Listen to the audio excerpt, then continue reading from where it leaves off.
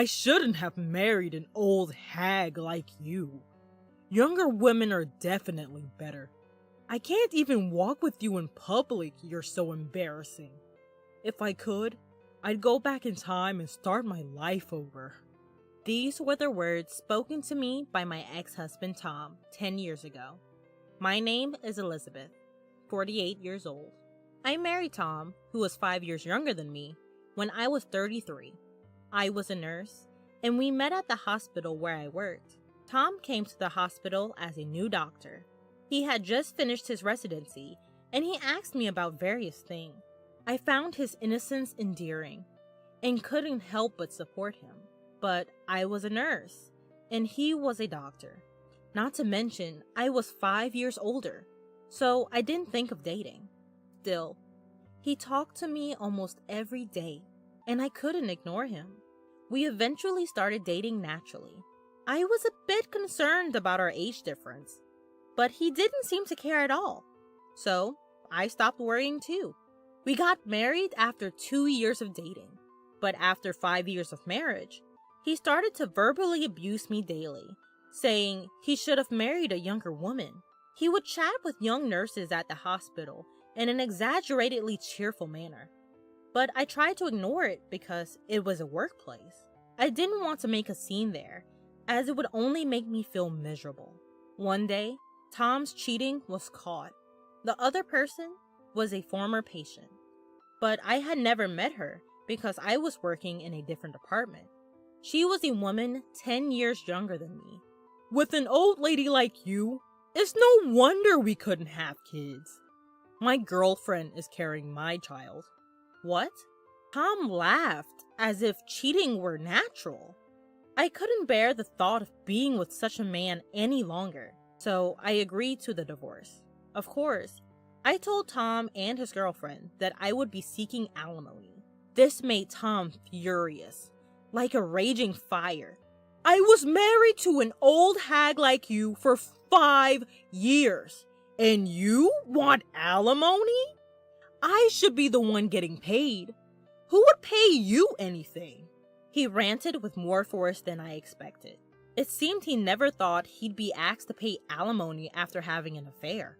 I even received a call from Tom's father, who seemed completely unconcerned with his son's wrongdoing, saying that it's natural for a young man to be attracted to a young woman.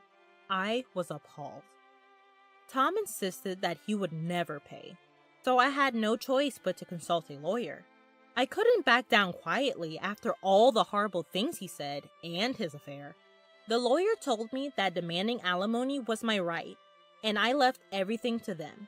I often heard that getting a divorce is more difficult than getting married, and I truly felt that way.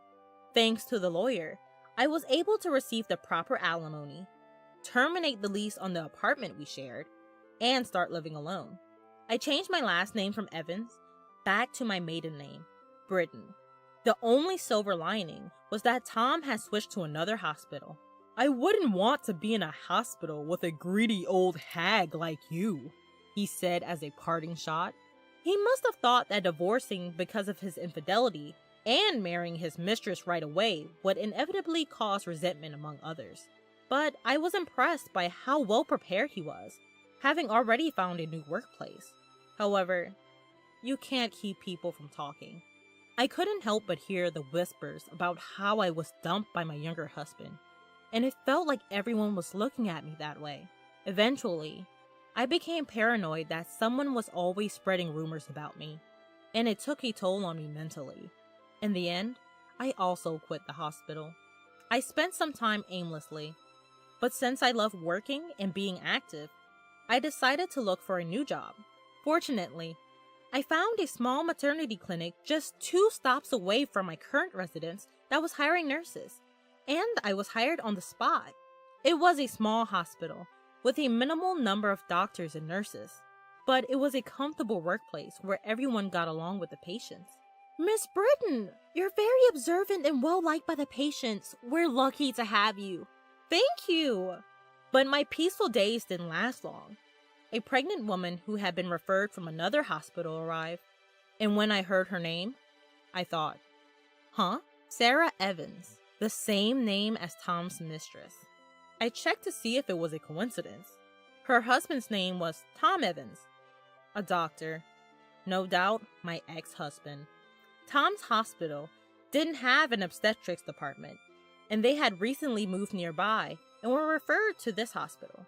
I had changed back to my maiden name after the divorce, and we had never met face to face. She didn't seem to recognize me either, but I never imagined I'd run into them here.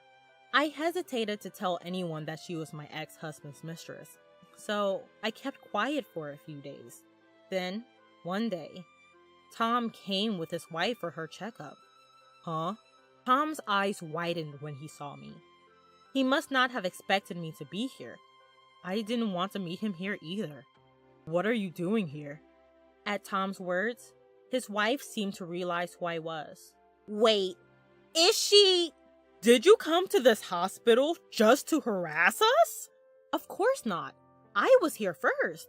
There's no way I could have known that Tom's new residence was near this hospital. But Tom wouldn't listen to my side of the story and accused me of following them around. You're stalking me to harass me, aren't you? Don't be ridiculous. Why would I do that? You're a greedy woman who squeezed money out of me after being dumped because you're old. Who knows what you'll do?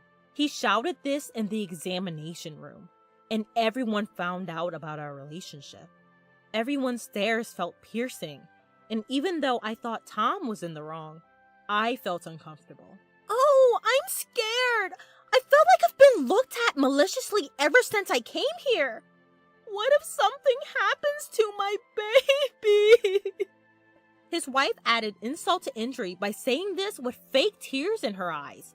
I don't know what she's capable of, so please don't let her get close to my wife, Tom said firmly. The doctor in charge then urged me to leave the examination room.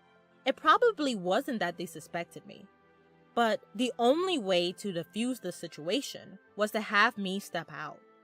I understand that patients come first, and I didn't want to be there either, but I felt miserable. I started to feel uncomfortable with people around me, as I didn't want the details of my divorce to be known.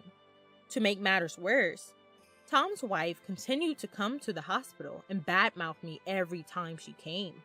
Although everyone knew I wasn't in the wrong, the other person was a patient. Moreover, she was pregnant and needed to be taken care of. No one could say anything, as they didn't want to upset her nerves and cause health issues or interfere in personal matters. As a result, my comfort in being there only worsened. There was still more than 6 months until her due date, and I couldn't bear the thought of spending all that time in this kind of atmosphere. Even though it was a good workplace, I submitted my resignation to the hospital. It's a shame, but there's nothing we can do, said the director, whose face seemed somewhat relieved. I felt like I was being punished, even though I hadn't done anything wrong. Exhausted by everything, I couldn't bring myself to look for a new hospital to work at and return to my parents' rural home. They welcomed me without saying anything. At first, I couldn't bring myself to do anything, but I felt guilty for just staying at home every day. So I decided to take a part-time job at a nearby supermarket. It was my first time working outside of a hospital, but it was refreshing and a nice change of pace. I loved being a nurse, and I felt a sense of fulfillment in it. But it was a workplace where I was responsible for people's lives, and the weight of that responsibility was immense. There wasn't a single day when I could let my guard down. Being away from that life was emotionally uplifting.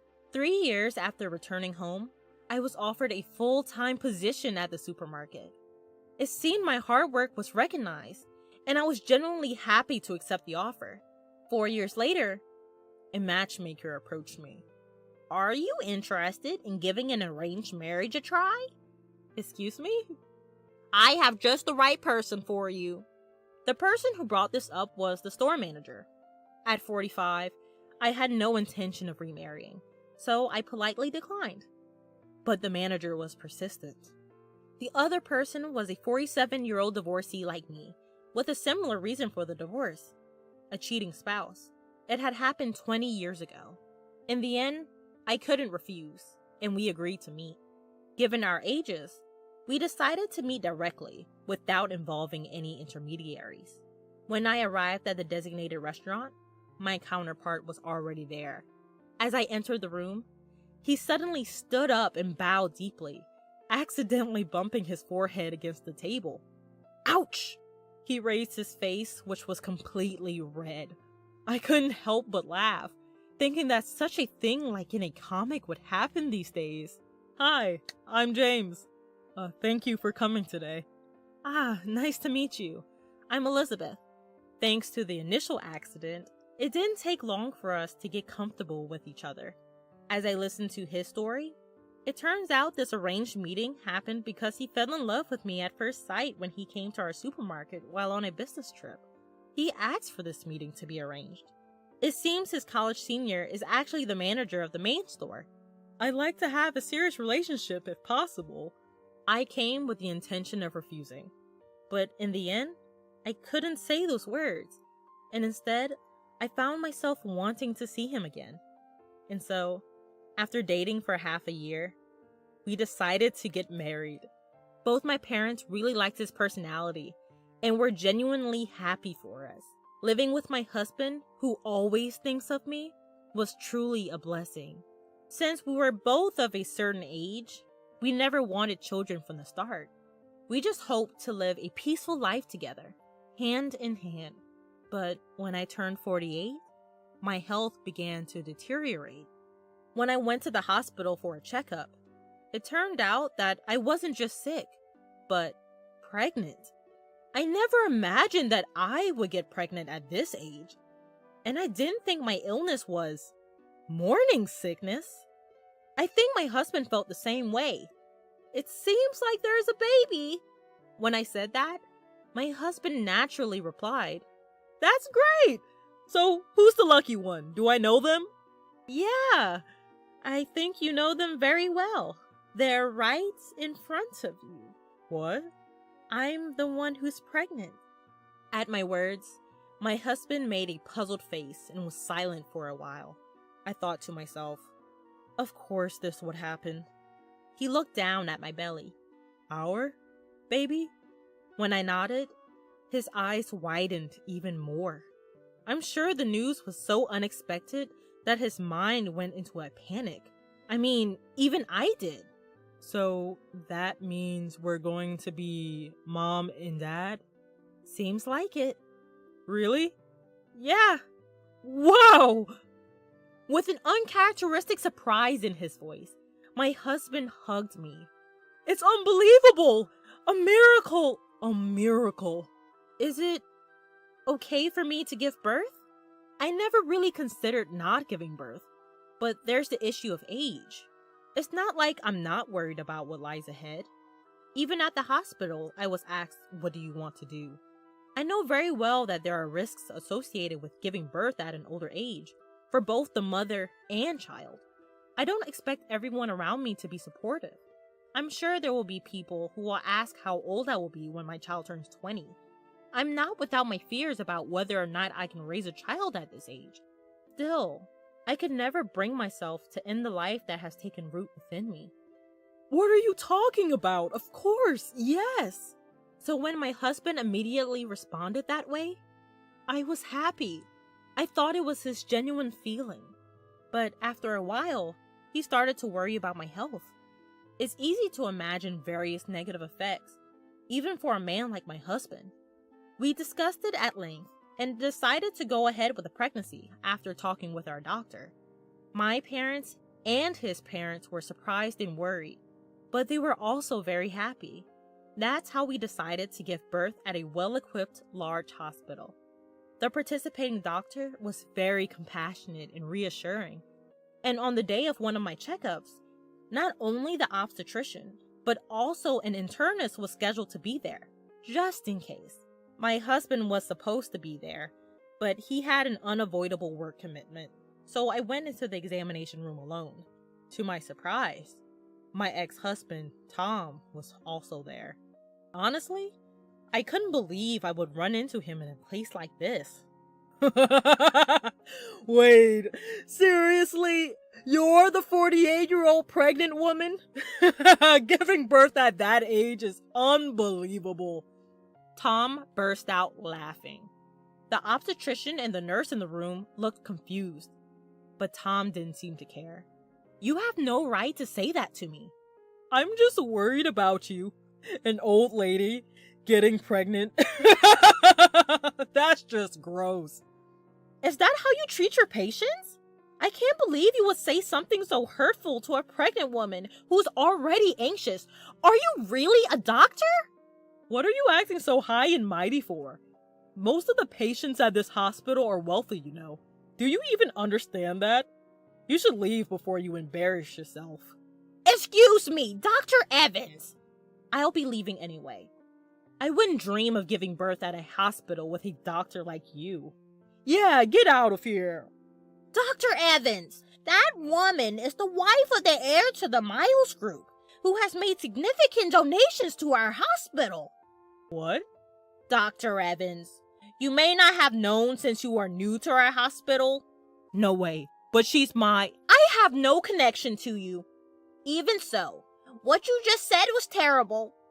As Mrs. Miles pointed out, I can't believe a doctor would say something like that. Just then, my husband arrived.